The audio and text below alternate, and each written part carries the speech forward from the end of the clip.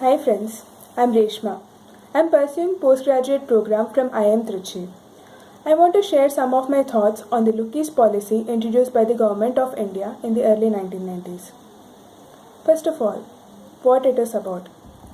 This policy was introduced by the Government of India to improve the economic, strategic and trade relations of India with the South Asian countries. It was introduced during the tenure of PM Narasimha Rao during the 1990s. It also aims to improve the connectivity of the South Asian countries to India via the northeastern states of India. The northeastern state India is a landlocked terrain with rich flora and fauna. It is not well connected to the mainland India, but it is also not well connected internally. Like it doesn't have proper railway system. The region is deprived of many basic infrastructure and is largely underdeveloped. Lot of unrest and tensions are prevalent due to many militant groups that are present over there, and each group has a different demand, and there exists tension and unrest almost every day. Government of India did try to address these problems with its policies like granting special status, pumping more money, making legal, economic and political interventions such as formation of autonomous councils of different types, creation of new states, using Armed Force Special Powers Act to quell secessionist force also provides some protection or to keep the peace in that region. These initiatives did help in mitigating the tensions to some extent, but they are found inadequate in addressing the main problems of the stagnant landlocked region. It is held that the increased connectivity would link the landlocked region with neighboring countries, develop business and trade between the countries and the regions by reducing time, distance and travel cost. It is also assumed that these initiatives like Act East policy or the Look East policy would help people of the region overcome problems of poverty, unemployment and underdevelopment. Development and improved conditions for Northeast is something all of us want, but I am a bit skeptical if this policy would really help in developing the region. Better road connectivity need not really improve the trade. Good connectivity does ensure speedy delivery of goods and services and to an extent reduces transport cost. But does it create the demand for the goods and service? If we recall, during the medieval period, these kind of transport system, these kind of connectivity did not exist, but still the trade used to happen. And why was that so?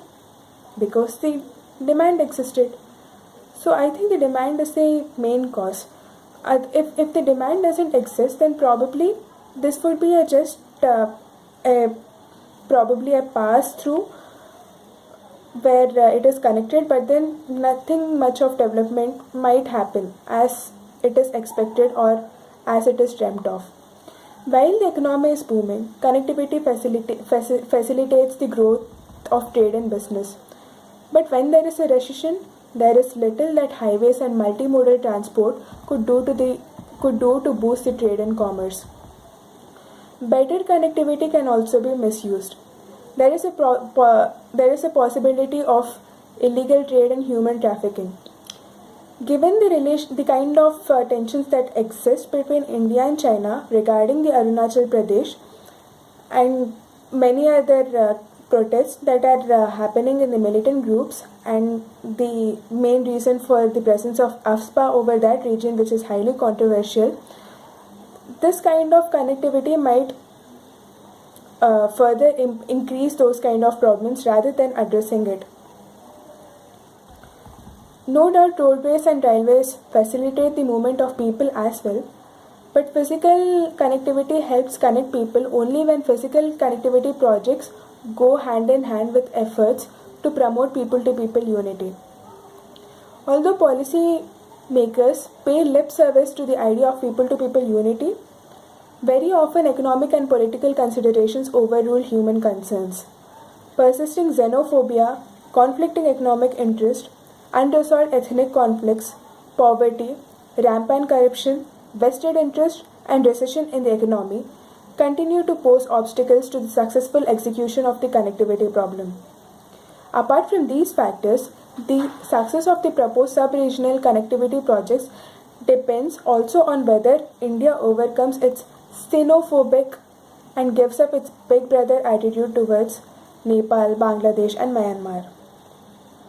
Unless the relations between the member countries are based on mutual trust, respect, and equality, no amount of investment in physical infrastructure or physical connectivity projects can bring the nations and their people together.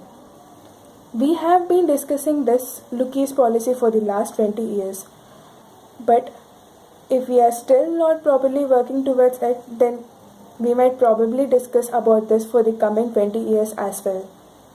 Thank you. Before I sign off, I would like to quote my source. I have borrowed few of these ideas from the articles that were published on EPW, especially the one that was written by Mr. H. Srikanth. Thank you.